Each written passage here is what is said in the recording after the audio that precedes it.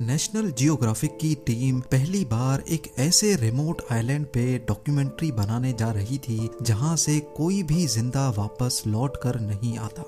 जब वो लोग साहिल के करीब पहुंचे तो आइलैंड के जंगल में से कुछ अजीबोगरीब नंगे तड़ंगे लोग नमूदार हुए और उन्होंने नेशनल जियोग्राफिक की शिप पर तीरों की बारिश कर डाली।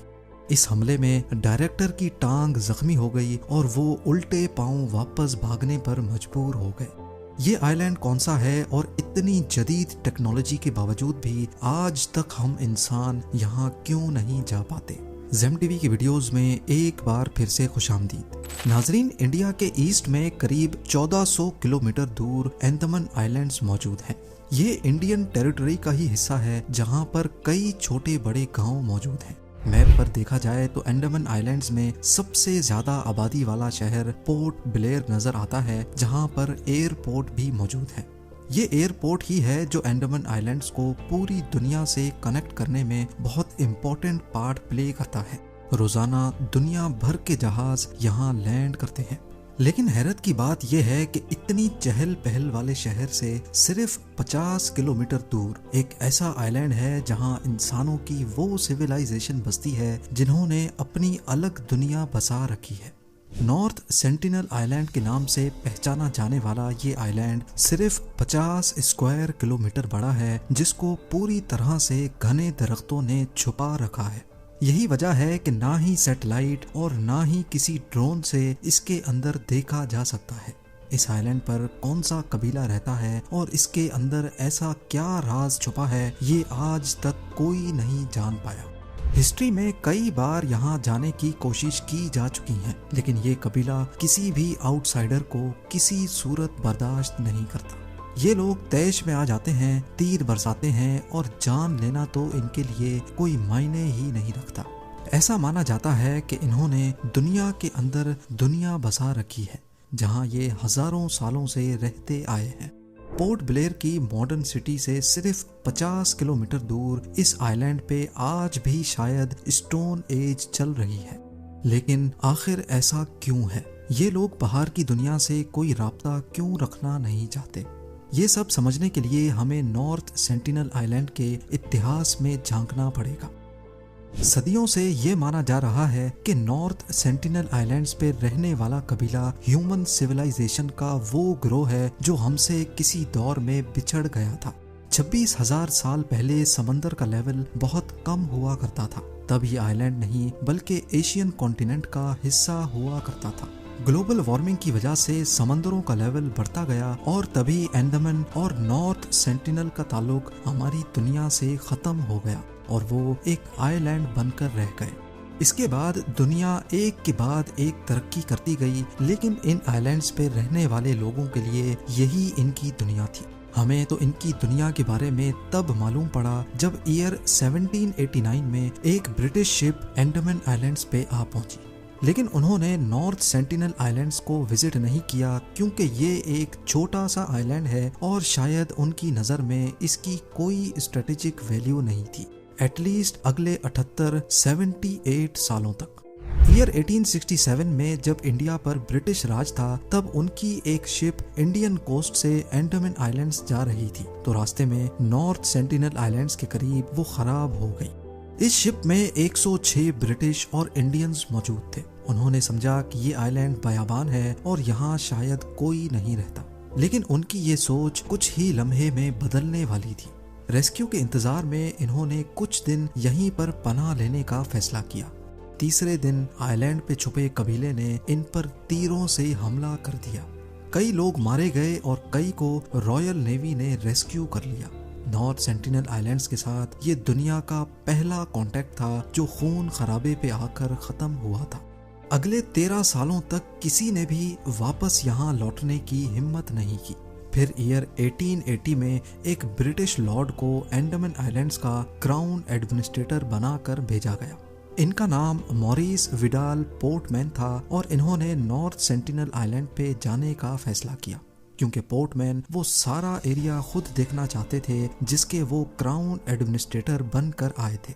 उनका प्लान था कि वो कबीले के चंद लोगों को किडनैप करके उनको अंडमान आइलैंड्स लेकर आएंगे उनका ठीक से ख्याल रखेंगे और फिर एक अच्छे पैगाम के साथ, अच्छे मैसेज के साथ उनको वापस भेजेंगे। शायद इससे वो खोए हुए कबीले से अच्छा कांटेक्ट बना सकें, उनको ये एहसास दिला सकें कि वो भी हमारी तरह के ही इंसान हैं।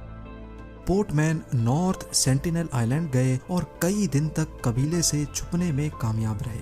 फिर उनको यहाँ एक फैमिली नजर आई जिसमें एक कपल और उनके 4 बच्चे थे।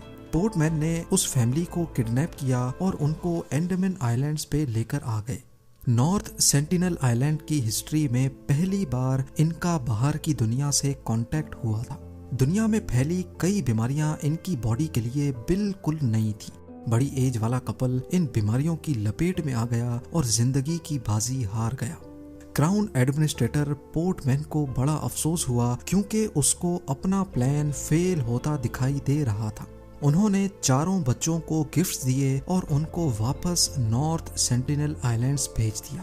पोर्टमैन ने अपनी डायरी में लिखा कि हमारा मिशन फेल हो गया है, हमने सेंटिनल्स के दिल में मजीद खौफ डाल दिया है और ये बेहतर होगा कि उनको अकेला छोड़ दिया जाए। अब ये भी पॉसिबल है कि लौटने वाले बच्चों ने कबीले के मजीद लोगों में बाहर का वायरस फैला दिया हो, जिससे वहाँ और भी लोग मारे गए हों। और ये भी हो सकता है कि उन्होंने अपने माँ बाप की मौत का जिम्मेदार हमें ठहरा दिया हो। लेकिन उस दिन के बाद से नॉर्थ सेंटिनल के इस कबीले का बाहर की दुनिया पर गुस्सा मजीद बढ़ गया। अगली कई दहाइयों तक कोई गलती से भी नॉर्थ सेंटिनल आइलैंड जाता तो उसको कबीला मारकर उसकी लाश को साहिल पे ही लटका देता था, जो इस बात का सीधा साधा इशारा था कि हमारे पास आने की गलती भी मत करना। 1947 में जब इंडिया आजाद हुआ तो बंटवारे में अंडमान आइलैंड्स तक का सारा एरिया इंडिया के हिस्से में आ गया। यहाँ रहने और बसने वाले तमाम लोग अब इंडियंस कहलाए जाने लगे, जिसमें नॉर्थ सेंटिनल आइलैंड वाला कबीला भी शामिल था। बेशक इस कबीले को तो ये मालूम भी नहीं था कि इंडिया क्या है। इंडियन गवर्नमेंट ने फैसला किया कि इस नाराज कबीले से एक पीसफुल कांटेक्ट किया जाए। 1967 में एक इंडियन एंथ्रोपोलॉजिस्ट त्रिलोकनाथ पंडित ने ये काम अपने सर लिया। वो आइलैंड के गिर्द बोट में चक्कर काटते और गिफ्ट्स फेंकते जाते। वो और कुछ नहीं बल्कि सिर्फ इस कबीले का दिल जीतना चाहते थे। 1974 में नेशनल जियोग्राफिक ने आइलैंड पर एक डॉक्यूमेंट्री बनाना चाहिए जिसका नाम man in search of man रखा गया। इनकी टीम एक बड़ी बोट में सवार थी जिसमें सिक्योरिटी गार्ड्स, फिल्म क्रू और त्रिलोकनाथ पंडित भी शामिल थे। उनका ख्याल था कि वो आइलैंड के और ज्यादा करीब जाकर गिफ्ट्स रखेंगे जो लहरों पे तैरकर साहिल पे पहुंच जाएंगे।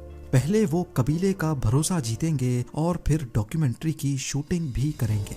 वो 3 दिनों तक गिफ्ट्स फेंकते रहे, लेकिन जब वो साहिल के करीब गए तो उनका प्लान बुरी तरह से फेल हो गया। कबीले के फाइटर्स ने उनके सामने गिफ्ट्स तोड़ दिए और तीरों की बारिश कर डाली, जिसमें से एक तीर सीधा डायरेक्टर की टांग पर आकर लगा। नेशनल जियोग्राफिक की टीम ने शूटिंग कैंसिल कर दी और उनके पास उल्टे पांव भागने के सिवा कोई ऑप्शन नहीं था। आइलैंड के अंदर की कुछ फुटेजेस वो दूर से ही रिकॉर्ड करने में कामयाब हुए थे और ये नॉर्थ सेंटिनल आइलैंड्स की पहली और आखिरी फुटेज है। नेशनल जियोग्राफिक ने तो अपना मिशन कैंसिल कर दिया, लेकिन हेड एंथ्रोपोलॉजिस्ट पंडित यहाँ फिर भी आते रहते और कबीले को दूर से ही गिफ्ट्स देकर वापस चले जाते। कई सालों के बाद आखिरकार एक दिन वो कबीले से दोस्ताना कांटेक्ट बनाने में कामयाब हो गए। उन्होंने कई फोटोग्राफ्स भी कैप्चर की जिसमें कबीले के लोगों को गिफ्ट्स लेते भी देखा गया। पंडित ने अपनी जूनियर एंथ्रोपोलॉजिस्ट मधुमाला को भी इस मिशन पे लगा लिया, जिनको भी कबीले के साथ फ्रेंडली माहौल में देखा जा सकता है।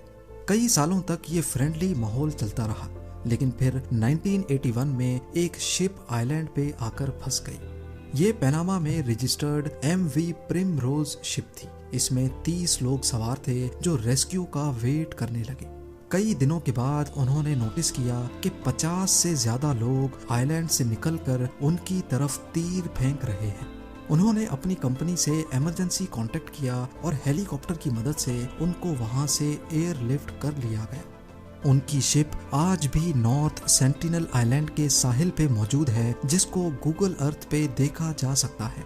एक बात तो क्लियर है कि किसी भी रीजन की वजह से नॉर्थ सेंटिनल आइलैंड के लोग अगर किसी पे रहम दिल रहे हैं तो वो हैं त्रिलोकनाथ पंडित और उनकी जूनियर मधुमाला।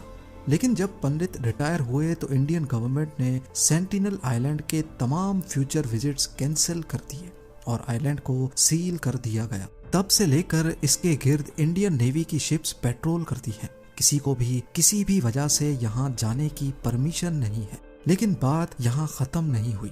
2006 में 2 मछेरे गलती से इस आइलैंड पे जा पहुंचे।